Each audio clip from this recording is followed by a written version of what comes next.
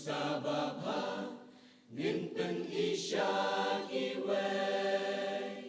Kajing kot kalong Yang abat yapi Yakakam ublay tongin yang ban syakri Jingbu teng watsha Yapi kan syukor To yang no benta shwabakan dir kapor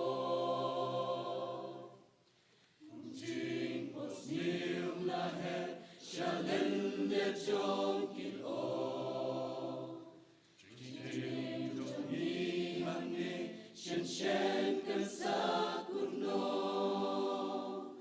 Rengi dang dunia Lingai baka pertei Yala ka ching em nim tip kan poi sha e Dongin kendi ben riu no menta Trai udang ko iya pianga Haengit shen Kumune uba isne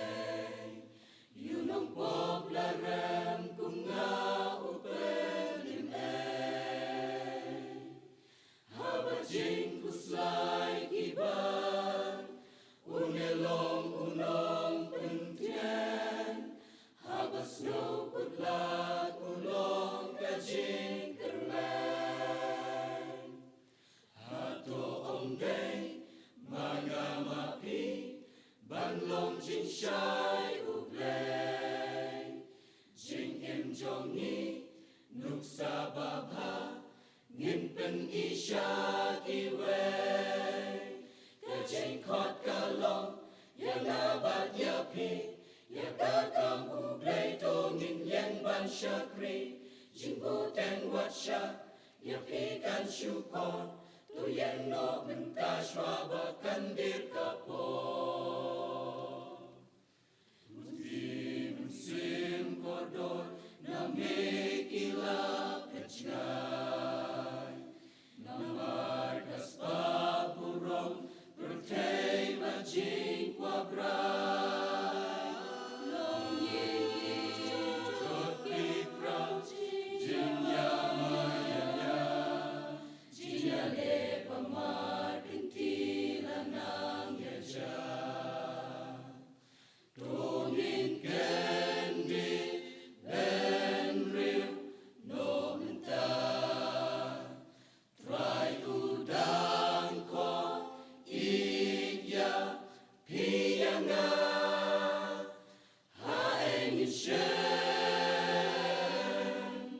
Kumune uba isne Yunong popla rem kunga upelim Haba jing kuslai kiban Unelong unong pentien Haba snow kutlat ulong kajing kermen Hato ongday mga mapi Banlong jing shai ublay Jing em jongi nuk sababha Ninpen isha kiwe Kajing kot kalong Yang abat yapi Yakakam ublay tongin yang ban syakri Jingbu teng watsha Yapi kan syukor Tu yang no menta shwabakan dir kapor